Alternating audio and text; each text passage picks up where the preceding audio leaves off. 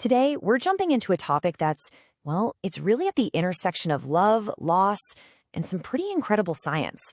We're talking about posthumous sperm retrieval, a medical option that can, in the face of sudden tragedy, keep a dream of parenthood alive.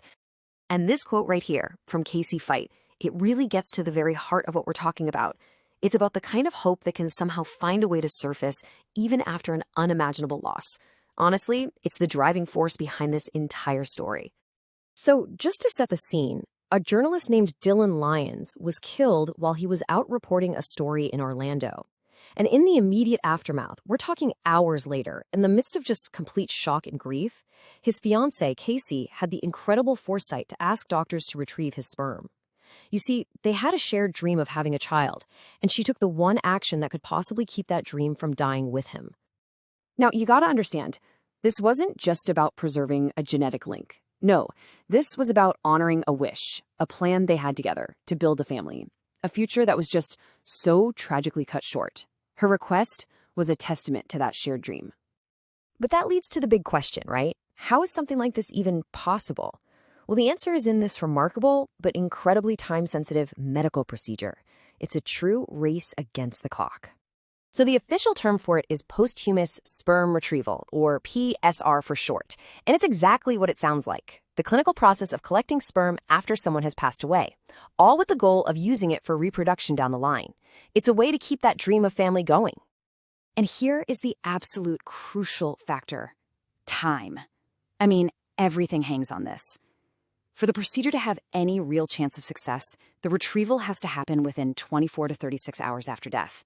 After that, the viability of the sperm just plummets. It is an unbelievable deadline under the most difficult circumstances imaginable. Okay, so what does the process actually look like? Well, it really breaks down into three key stages. First, a urologist has to clinically retrieve the sperm. Then, that sperm is immediately cryopreserved. Basically, it's frozen for future use. And finally, it's used in fertility treatments, like IVF, often with a super specialized technique called ICSI, to fertilize an egg.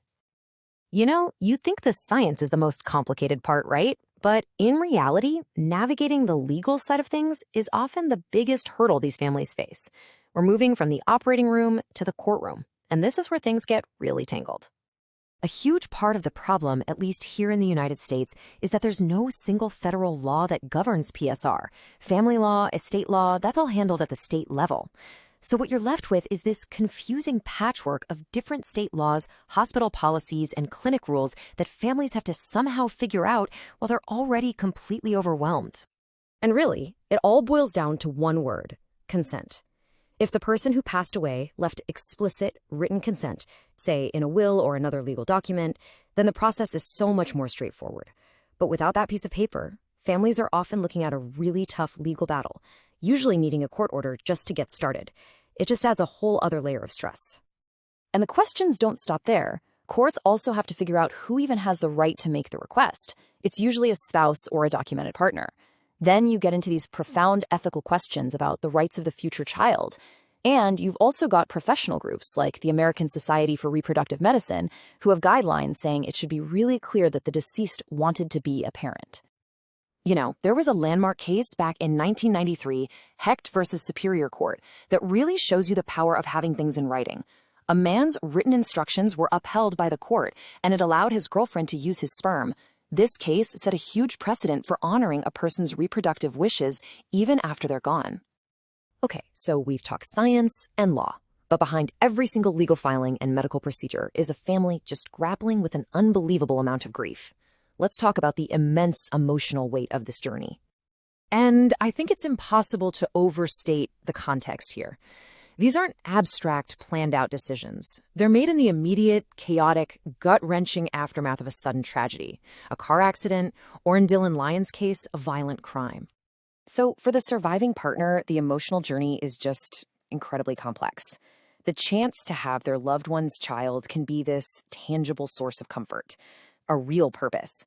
But at the same time, they're dealing with the huge stress of fertility treatments, all while grieving. It's why having comprehensive emotional support isn't just nice, it's absolutely essential. So after navigating that urgent timeline, the legal maze, and the incredible emotional toll, what does the path to actually creating this legacy of hope look like? For many, that path starts with IVF. But when that doesn't work, or maybe if carrying a pregnancy just isn't an option, gestational surrogacy can become this vital, hopeful next step. It's when another person carries the pregnancy, a true act of generosity. And this brings our story full circle, right back to Casey and Dylan. After several IVF attempts didn't work out, a surrogate, who happens to be a close college friend, stepped in. And she is now carrying their baby boy, Dylan Lyons, Jr. It's their shared dream, becoming a reality through an incredible amount of love, friendship, and loss. So let's just quickly recap the key takeaways here. First, PSR is rare, but it is a real possibility inside that critical 36-hour window. Second, clear, written legal consent is absolutely everything. Third, having robust emotional, medical, and legal support is essential for grieving partners. And fourth, surrogacy can be a vital, wonderful option to complete the journey. And this all leaves us with one final, big question to think about. This technology really forces us to consider the very nature of family and legacy.